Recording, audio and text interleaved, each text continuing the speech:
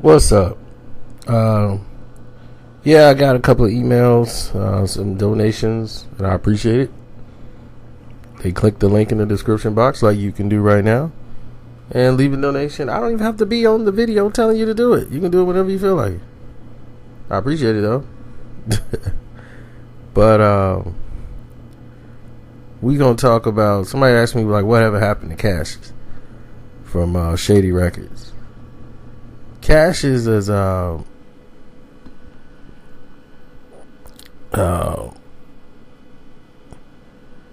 he's like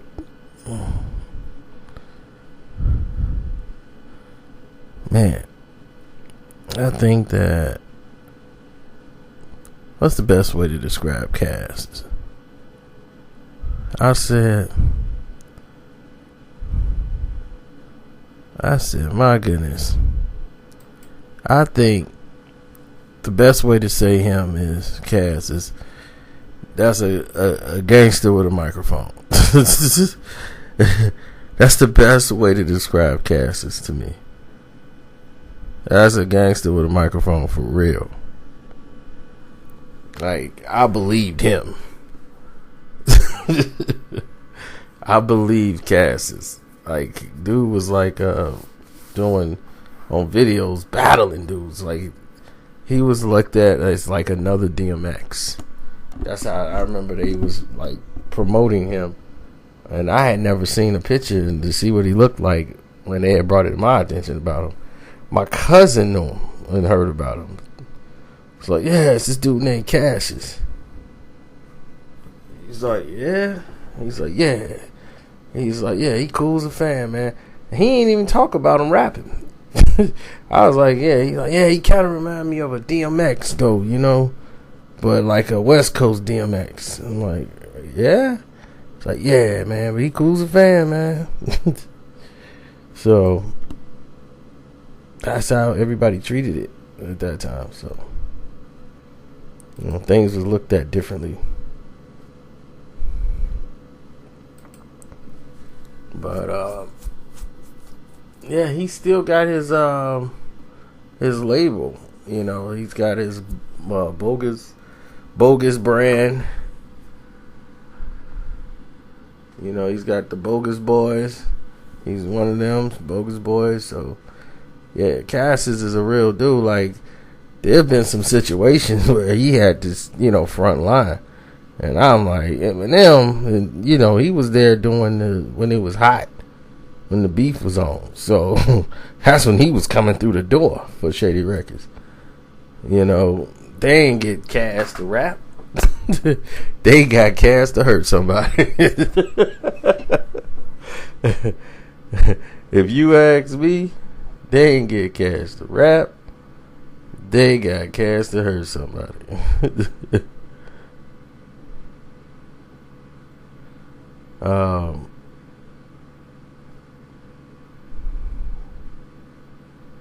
I think some other artists, they all fell at the wayside. There just was no more room at Shady Records, because Shady Records was really losing money at the time.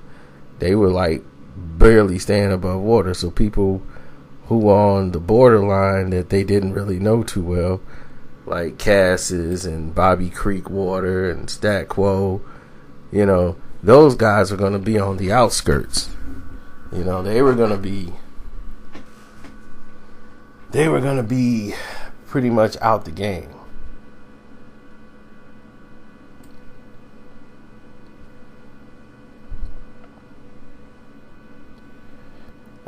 He had a mixtape. Bobby Creekwater had this was before the big Georgia blow up.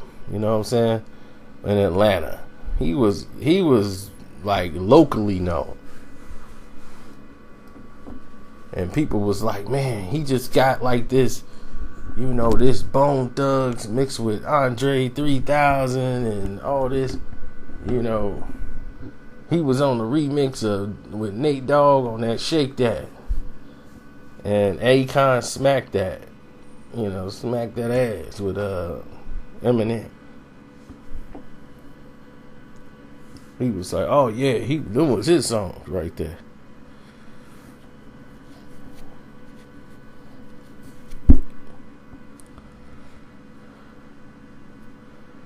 So anyway, Bobby Creekwater was somebody that you could listen to on a feature, but as a standalone artist, you know, I just didn't see it. But he complimented people. Like, he's a good complimentary rapper. You know, he was just a little ahead of his time. He would fit in real good now. Like some Bobby. Because I used to like the name, Bobby Creekwater. I'm like, that's a dope name. Bobby Creekwater. That sounds like a doggone R&B or old school R&B singer. Play that Bobby Creekwater song. I was like, man, the name is perfect because it stick with you. When you hear Bobby Creekwater, you ain't gonna forget that.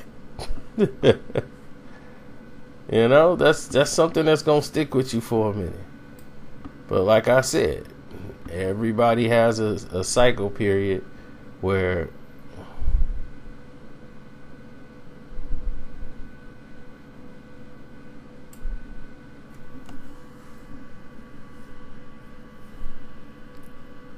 everybody, I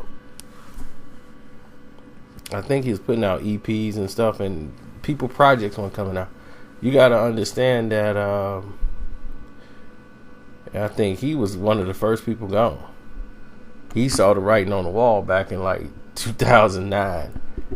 You know, he went on his own imprint and got up out of there. But Bobby Creekwater was,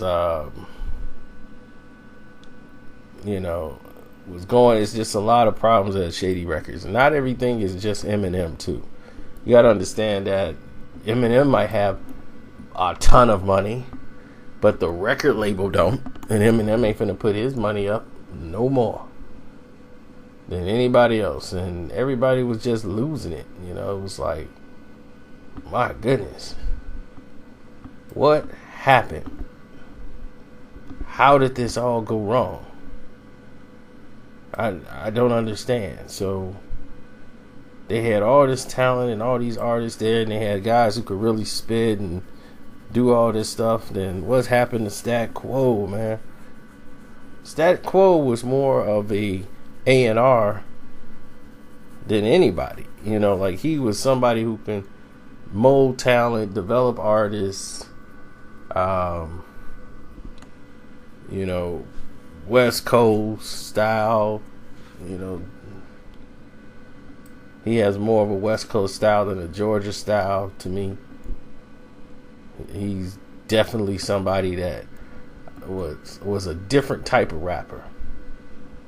More creativity about him, but he's somebody that you could put another rapper to and he can enhance them. You know, he can give them some, you know, guidance for their style and everything, identity. So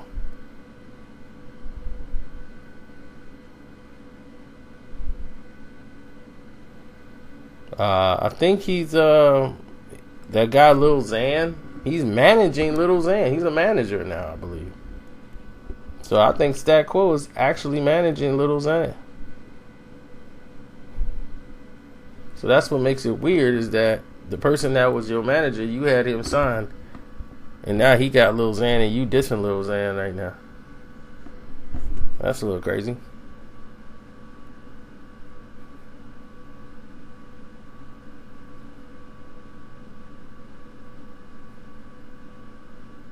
Well, for years, Shady Records started to fall apart in like 2007 because in 2007, a lot of the money dried up. Interscope was going through a lot of changes. Dre wasn't making no more records. They put 50 Cent was getting ready to put his third project out, and all the money in the budget and the focus of Shady Records was on 50 Cent. And they putting into the Kanye West cross promotion with Rock Nation and Universal. They doing a cross brand promotion with Kanye West and 50 Cent. So once they did that and they made the big Battle and Challenge and Rolling Stones. That whole rollout and 50 album was bootlegged the way it was. The Curtis album couldn't do the numbers that they thought it would do or hit a certain plateau. Record company didn't really care, but they did, and it was damaging a lot to the relationship between the trust of 50 Cent and then the label, not Shady Records. So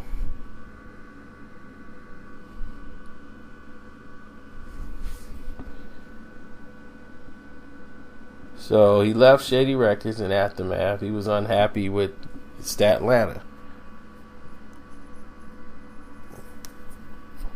So back in '08, because Shady Records wasn't putting out records. How you a record company and you're not putting out records? So once again, he was out. That's another artist on Shady Records that was gone.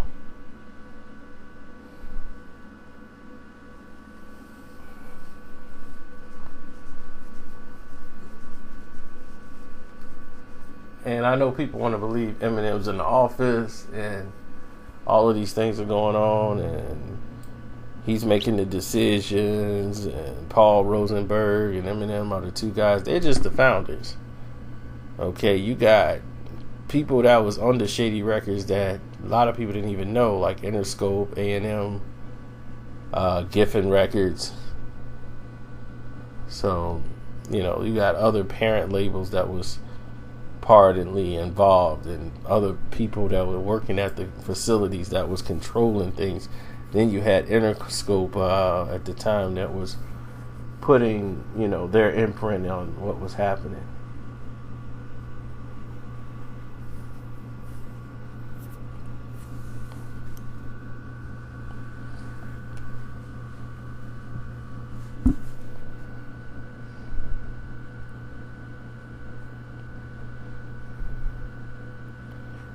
Well,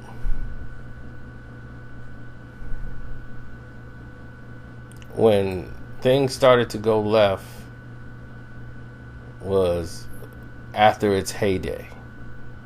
Once all this beef stuff started and people were, picking sides, and that's when the money and all this stuff got, a little crazy, and all the music got too aggressive, they felt.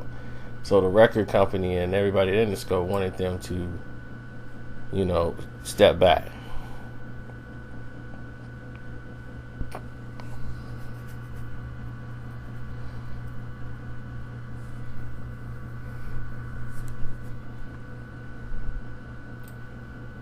And all of these different things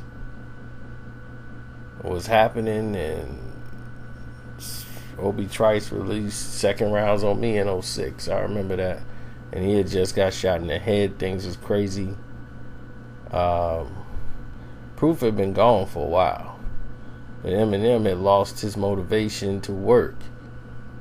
And they started to people just falling off at the wayside, like in '07.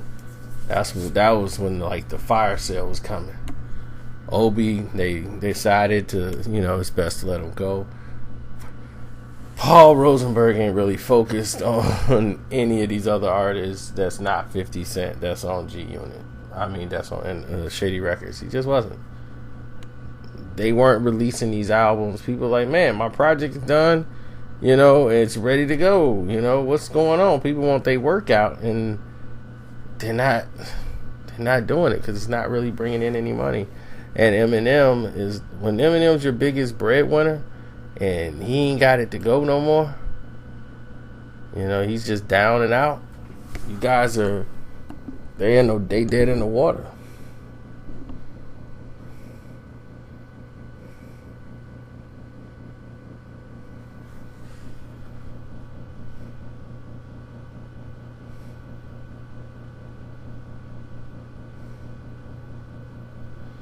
And let me see what happened after that, because I remember in 2011 is when they started this revamp. They had just gotten rid of everybody, and they didn't put out any of the albums that they were supposed to. They didn't have the budget. They didn't put out Stat Quo. They didn't want to put out Bobby Creekwater's project. They had just cut ties with Obi the year prior to that. It's like every year another one of them was gone. And the last one to leave was Cass's. And when they teamed up everybody, because like I told you, they didn't get Cass to rap. They got Cass to hurt somebody. And in 2011, they felt like, you know, we kept Cass long enough. We should be good now. I don't think we got any more problems. But Royce, and they started doing the team up. There was the reintroduction.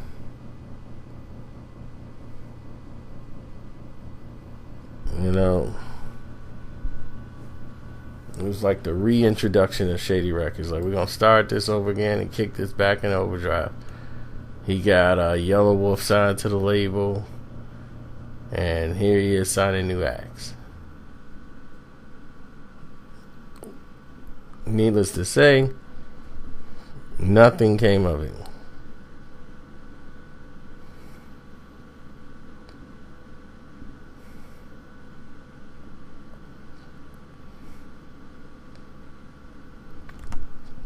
Then comes Slaughterhouse, and we all know about that.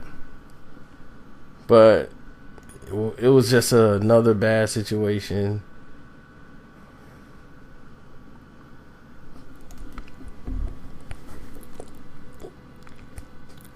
And my cousin's friend, Ashtray, from Saginaw,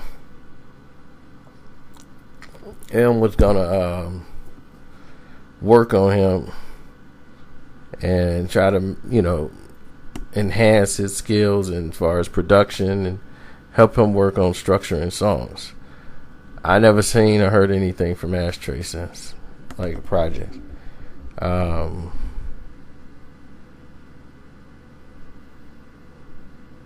came out with some type of press release talking about his campaign speech, and then he came out with Revival, and we all know where that went. They signed Boogie, you know, and all these other artists. But none of them are putting out records. None of them. Like Hall and Nash, you know, it's just like, what are they doing right now? But they always in relaunch mode. I mean, I would not ever shine the Shady Records. It's too much chaos involved. Anytime you mention Shady and all this stuff, it's just shady. You know, it's just too much going on over there. So that's why those guys end up falling by the wayside, and we'll try to do more later, but that's what happened at Shady Records, man. And they went into a revamping mode, and M tried to come back and relaunch it, and it was going right back into the toilet. And he just kept putting out whack album after whack album after whack album, and, you know, trying to keep the lights on, man. You know, can't get mad at him for that, but that's what, you know, that's what the situation is, or it was, with these other artists.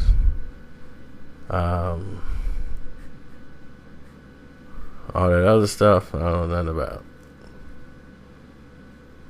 But yeah, I'm out. That should about cover everything. I'm done.